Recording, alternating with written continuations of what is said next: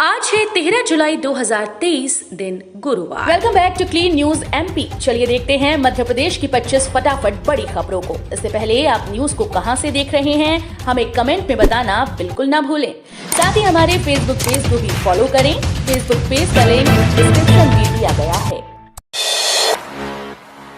संविदा कर्मचारियों के बल्ले बल्ले, हर साल नहीं होगा अनुबंध, नियमित कर्मियों की तरह मिलेंगे लाभ।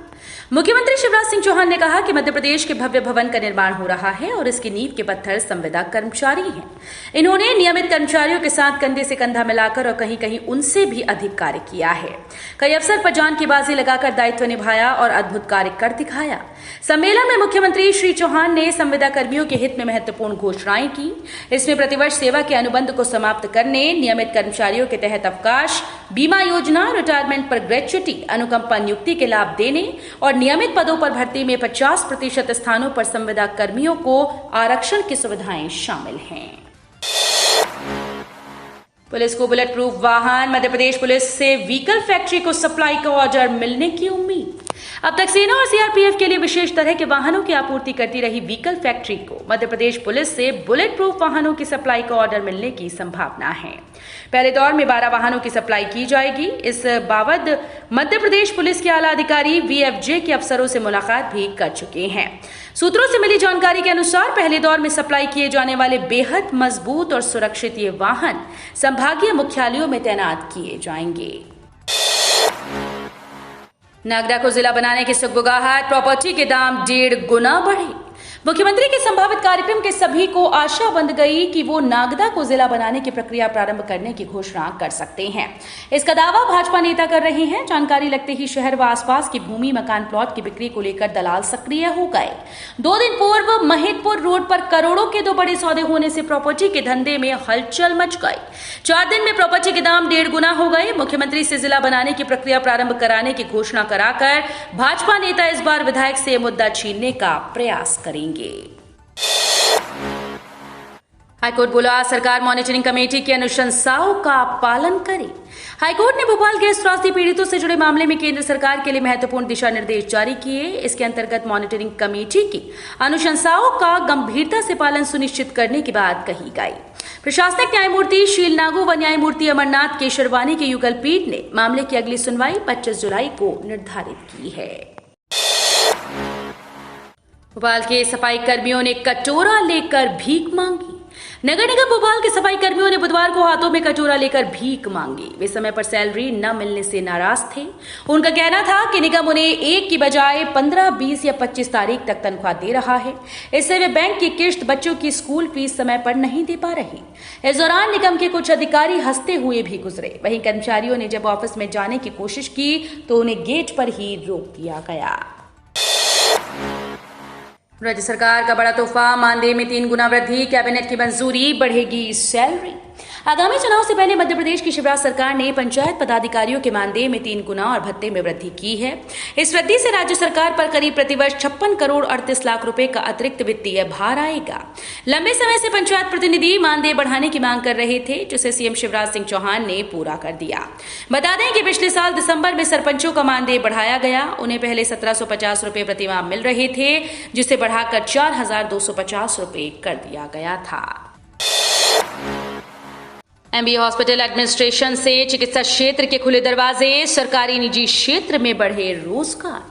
कोरोना काल में किसी भी संस्थान के लिए अस्पताल प्रबंधन एक बड़ी चुनौती रहा। सरकारी से लेकर निजी अस्पताल व स्वास्थ्य विभाग में डॉक्टर्स ने कई महत्वपूर्ण जिम्मेदारियां संभाली। इसके बाद चिकित्सा क्षेत्र में निरंतर रोजगार के अवसर बढ़ने लगे। अब प्रत्येक संस्थान को अस्पताल प्रशासक की जरूरत महसूस होने लगी है। यही वजह है कि एमबीए हॉस्पिटल एडमिनिस्ट्रेशन पाठ्यक्रम की तरफ उम्मीदवारों का रुझान दिखने लगा है। देवी अहिल्या विश्वविद्यालय से 2 वर्षीय और 5 वर्षीय एमबीए हॉस्पिटल एडमिनिस्ट्रेशन पाठ्यक्रम संचालित किया जा रहा है। प्रधानमंत्री फसल बीमा योजना को लेकर बड़ा अपडेट। मध्य प्रदेश में किसान 31 जुलाई तक करा सकेंगे फसलों का बीमा। मध्य प्रदेश के कृषि विभाग की ओर से प्रधानमंत्री फसल बीमा योजना के तहत बीमा कराने की अंतिम तिथि की घोषणा कर दी गई। इसका लाभ 31 जुलाई तक किसान ले सकते हैं। प्राकृतिक आपदाओं से अधिसूचित क्षेत्र में बोई गई अधिसूचित फसल को बीमा कवर प्रदान करना, कृषि में उन्नत तकनीकी के प्रयोग को बढ़ावा देना और आपदा वर्षों में कृषि आय को स्थिर रखने के उद्देश्य से किसानों के लिए अनूठी प्रधानमंत्री फसल बीमा योजना लागू की गई। काबुली चने में 400 रुपए का उछाल, आगे मजबूती की धारणा। काबुली चने में लोकल के साथ ही निर्यातकों की पूछताछ अच्छी दिख रही है। बरसात की वजह से मंडियों में आवक कम होने से भाव में तेजी रही। काबुली चना कंटेनर में करीब 400 रुपए क्विंटल तक उछल गया। जानकारों के अनुसार काबुली चने की आवक पिछले कुछ वर्षों की तुलना में इस बार काफी कम है। इस साल तय समय से पहले आवक में गिरावट पर कारोबारी हैरान है। मध्य प्रदेश में 2-3 अच्छी बरसात के बाद किसान बोवनी में व्यस्त हो जाएंगे। ऐसे में काबुली चने की आवक में और भी गिरावट आने की संभावना है। पूर्व सीएम कमलनाथ का मोबाइल हैक, नेताओं से की 10-10 लाख रुपए की मांग। मध्य प्रदेश की राजधानी भोपाल से एक बड़ी खबर आ रही है, जहां प्रदेश के पूर्व सीएम और प्रदेश कांग्रेस के अध्यक्ष कमलनाथ का मोबाइल किसी ने हैक कर लिया। इतना ही नहीं, मोबाइल हैक करने के बाद हैकर्स ने कमलनाथ के मोबाइल के जरिए कांग्रेस विधायकों और नेताओं से 10-10 लाख रुपए की मांग की है। जब विधायकों और नेताओं ने इसके बारे में कमलनाथ के द्वारा पैसे मांगे जाने के बारे में पार्टी के अधिकारियों से जानकारी मांगी तो पता चला कि कमलनाथ की ओर से किसी तरह की कोई पैसों की डिमांड नहीं की गई, जिसके बाद मोबाइल हैक होने के बाद सामने आई। भोपाल में नहीं चलेगी प्राइवेट स्कूल कॉलेज संचालकों की मनमानी, कलेक्टर ने जारी किया नया आदेश। राजधानी कलेक्टर आशीष सिंह ने एक आदेश जारी करते हुए प्राइवेट स्कूल और कॉलेज संचालकों की मनमानी पर धारा 188 लगाई। यदि किसी स्कूल ने बच्चों या उनके गार्जियन पर किसी विशेष दुकान से यूनिफॉर्म, बुक, टाई, किताबें, कॉपीज आदि खरीदने के लिए बाध्य किया तो उसके खिलाफ कार्रवाई की जाएगी। खरीदने के लिए दबाव बनाया तो उन पर केस दर्ज होगा। उम्मीदवारों के लिए अच्छी खबर, जल्द होगी शिक्षकों की 8,454 पदों पर भर्ती। मध्य प्रदेश कर्मचारी चयन मंडल के उम्मीदवारों के लिए अच्छी खबर है। मध्य प्रदेश कर्मचारी चयन मंडल के द्वारा जल्द प्राथमिक और माध्यमिक स्कूल्स के लिए 8,454 शिक्षकों के पदों पर भर्ती की जाएगी। सबसे अहम बात यह है कि वर्ष 2020 और 23 में आयोजित शिक्षक पात्रता परीक्षा में क्वालिफाई हुए उम्मीदवार इस भर्ती में शामिल हो सकेंगे। संभावना है कि इसी महीने के अंत तक नोटिफिकेशन जारी किया जा सकता है। 25 जुलाई से फिर भरे जाएंगे 1,000 रुपए के लिए आवेदन। 21 साल की बहनें भी भर सकेंगी फॉर्म। मध्य प्रदेश चुनाव जैसे जैसे नजदीक आता जा रहा है, वैसे वैसे भाजपा और कांग्रेस दोनों पार्टीज अपनी तैयारियों पर जोर भरने वाली हैं। इसी के तहत सूबे के मुखिया शिवराज सिंह चौहान ने लाडली बहना योजना को लेकर बड़ा ऐलान किया था और कहा था कि अब लाडली बहना योजना का लाभ 21 साल की बहनों को भी हो सकता है। इसके फॉर्म को भरने की डेट भी आ गई है। आगामी 25 जुलाई से इसका फॉर्म फिर से भरा जाएगा। मध्य प्रदेश के पहले सीएम राइज स्कूल भवन का लोकार्पण 17 को। स्कूल चले हम अभियान का शुभारंभ करेंगे मुख्यमंत्री। शाजापुर जिले के गुलाना में 42 करोड़ की लागत से बनकर तैयार सीएम राइज स्कूल का लोकार्पण 17 जुलाई को मुख्यमंत्री शिवराज सिंह चौहान करेंगे। ये प्रदेश का पहला सीएम राइज स्कूल है जिसका लोकार्पण किया जा रहा है। इसके साथ ही मुख्यमंत्री स्कूल चले हम अभियान 2023 का शुभारंभ करेंगे। सरकारी स्कूल्स में 17 से 19 जुलाई तक भविष्य से भेंट कार्यक्रम आयोजित होगा। अमित शाह ने बनाई मध्य प्रदेश विधानसभा चुनाव की रणनीति। केंद्रीय गृह मंत्री अमित शाह ने भोपाल में बीजेपी की एक महत्वपूर्ण बैठक की अध्यक्षता की। इसके बाद बीजेपी ने इस साल के अंत में होने वाले मध्य प्रदेश विधानसभा चुनाव की रणनीति तैयार की। बीजेपी ने तय किया कि वो कांग्रेस, कमलनाथ और दिग्विजय सिंह पर हमले करना जारी रखेगी। बीजेपी ने तय किया है कि प्रदेश के अलग अलग हिस्से की जिम्मेदारी अलग अलग नेताओं को सौंपी जाएगी। बोला कांग्रेस एमपी में भ्रष्टाचारियों की रक्षा होती है। एमपी में महिला और आदिवासियों के अपमान व कूनो नेशनल पार्क में चीते की मौत को मुद्दा बनाकर कांग्रेस ने सीएम शिवराज सिंह चौहान पर हमला बोला। पूर्व सीएम व मध्य प्रदेश कांग्रेस प्रमुख कमलनाथ ने कहा, फिर एक आदिवासी महिला के साथ घटना हुई। यहाँ चीता महिला और आदिवासियों के सम्मान की रक्षा नहीं हो सकती। इस प्रदेश में केवल ठेकेदारों और भ्रष्टाचारियों की रक्षा होती है। भोपाल में मौन सत्याग्रह पर बैठे कांग्रेसी। मोदी सरनेम वाले मानहानि मामले में राहुल गांधी की सांसद सदस्यता खत्म करने और उनकी सजा बरकरार रखने के खिलाफ कांग्रेस पूरे देश में विरोध जता रही है। इसको लेकर बीते बुधवार को भोपाल स्थित कांग्रेस दफ्तर के बाहर कांग्रेस नेताओं ने विरोध प्रदर्शन किया। कांग्रेस ने इस प्रदर्शन को मौन सत्याग्रह नाम दिया है। इस प्रदर्शन को पीसीसी चीफ कमलनाथ की अगुवाई में किया गया। आज ग्वालियर आएंगी राष्ट्रपति द्रौपदी मुर्मू। राष्ट्रपति द्रौपदी मुर्मू का आज ग्वालियर दौरा है। राष्ट्रपति आज दिन में करीब 12 बजे ग्वालियर पहुंचेंगी। यहां वो सिंधिया महल जयविलास पैलेस में करीब 2 घंटे समय व्यतीत करेंगी। इसके बाद वो करीब 2:30 बजे IITM कॉलेज के लिए रवाना होंगी। राष्ट्रपति मुर्मू IITM कॉलेज के दीक्षांत समारोह में शामिल होंगी। राष्ट्रपति की सुरक्षा के लिए 1500 से ज्यादा पुलिसकर्मियों की ड्यूटी लगाई गई है। सिनेमा हॉल में खाना हुआ सस्ता, कैंसर के दवाओं पर नहीं लगेगा टैक्स, ऑनलाइन गेमिंग और कसिनो पर 28% जीएसटी।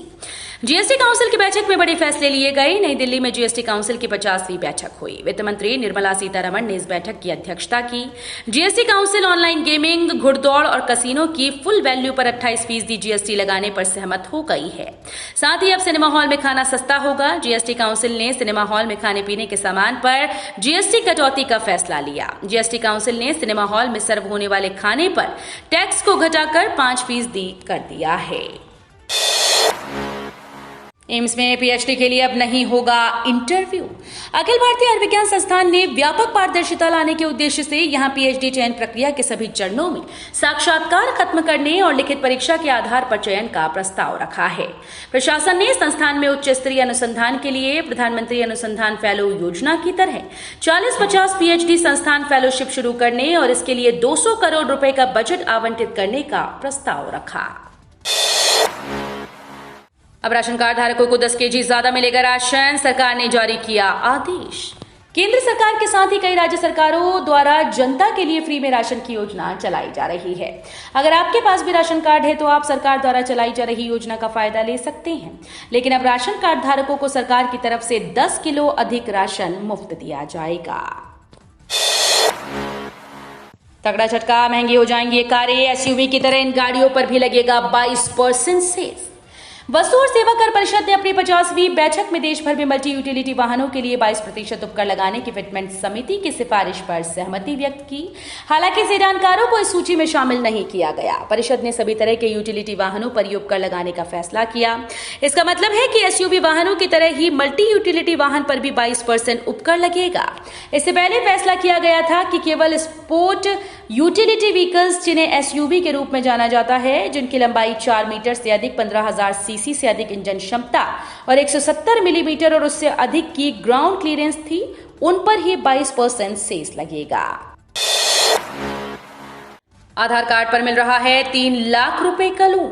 इन दिनों सोशल मीडिया पर दावा किया जा रहा है कि प्रधानमंत्री लोन योजना के तहत हर किसी को आधार कार्ड पर 3 लाख का लोन मिल रहा है। पीआईबी ने वायरल दावे को फर्जी करार दिया। ब्यूरो ने कहा कि भारत सरकार द्वारा ऐसी कोई भी योजना नहीं चलाई जा रही है। मॉनसून सत्र के दूसरे दिन भी हंगामा, सदन की कार्यवाही अनिश्चित काल के लिए स्थगित। मध्य प्रदेश विधानसभा में मॉनसून सत्र के दूसरे दिन भी सदन में जमकर हंगामा हुआ। आदिवासी उत्पीड़न, महंगाई, भ्रष्टाचार, बेरोजगारी जैसे मुद्दों पर विपक्षी विधायकों ने सुबह सदन की कार्यवाही शुरू होते ही हंगामा करना शुरू कर दिया। बार बार हंगामे की स्थिति को देखते हुए विधानसभा अध्यक्ष ने दोपहर बाद सदन की कार्यवाही अनिश्चितकाल के लिए स्थगित करने की घोषणा कर दी। सम्मेलन में शामिल होने वाले 20 देशों के प्रतिनिधि चखेंगे इंदौर की 56 दुकान के व्यंजन। G20 सम्मेलन में शामिल होने वाले विदेशी मेहमानों की आवभगत इंदौरी जायके से होगी। इंदौर के खाने पीने के ठिये उनके लिए विशेष रूप से सजाए जाएंगे। इन ठियों पर वे इंदौर के व्यंजनों का लुत्फ ले सकेंगे। 56 दुकान का हॉट डॉग हो या फिर शिकंजी, खोपरा पेटीज हो या पाव भाजी, सब कुछ इन विदेशी मेहमानों के सामने होगा। तो ये थी आज की 25 फटाफट बड़ी खबरें। अगर आपको न्यूज पसंद आई हो तो वीडियो को लाइक और शेयर जरूर करें। धन्यवाद।